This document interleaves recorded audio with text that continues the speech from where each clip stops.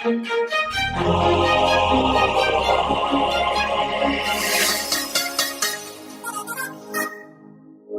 con Lawrence Evans de la U.S. Government Accountability Office.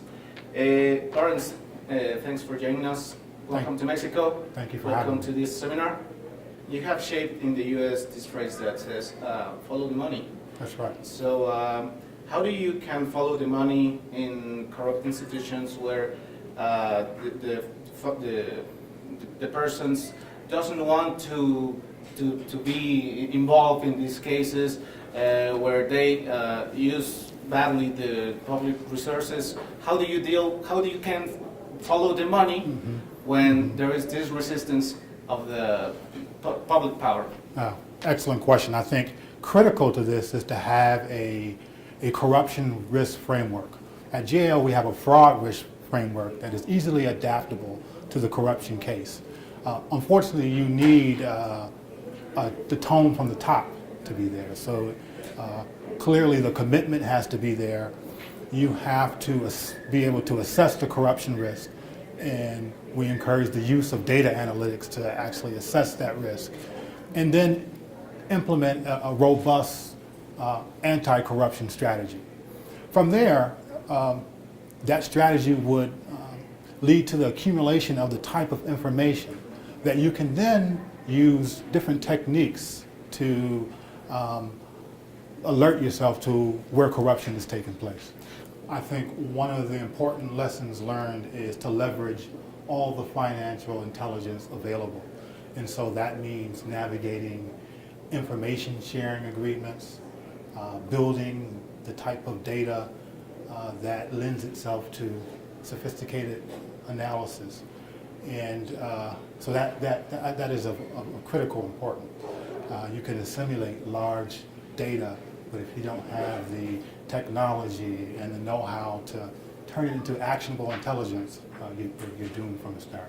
How does technology can help to use data? I mean, we have these big trends as the big data trends. That's right.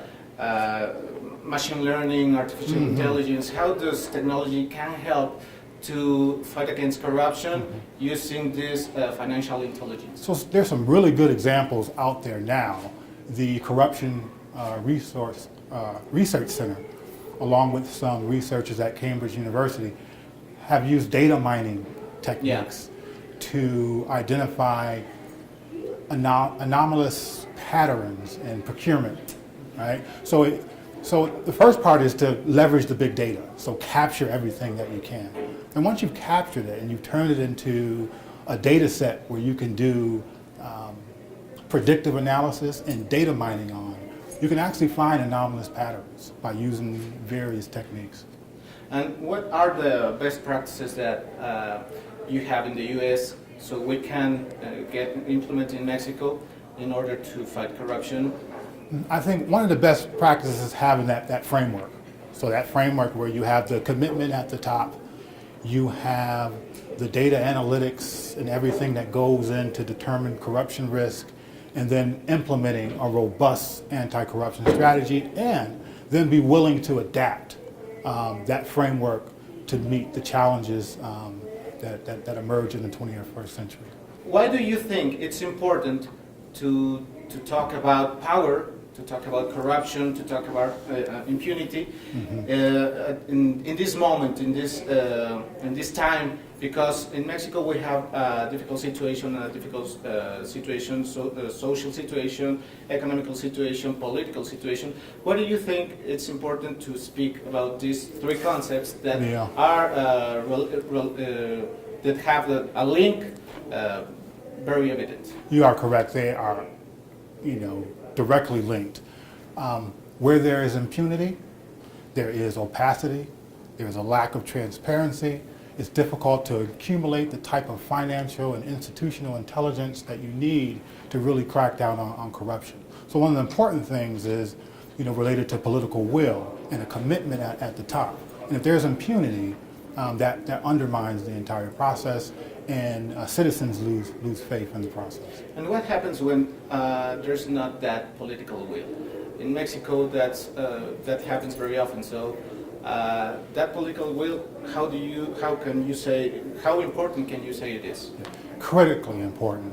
It is difficult to come back in an effective way where there is a lack of commitment at the top. However, transparency mechanisms and making data available to the people is a way of getting back what you might lose if there is a lack of political will.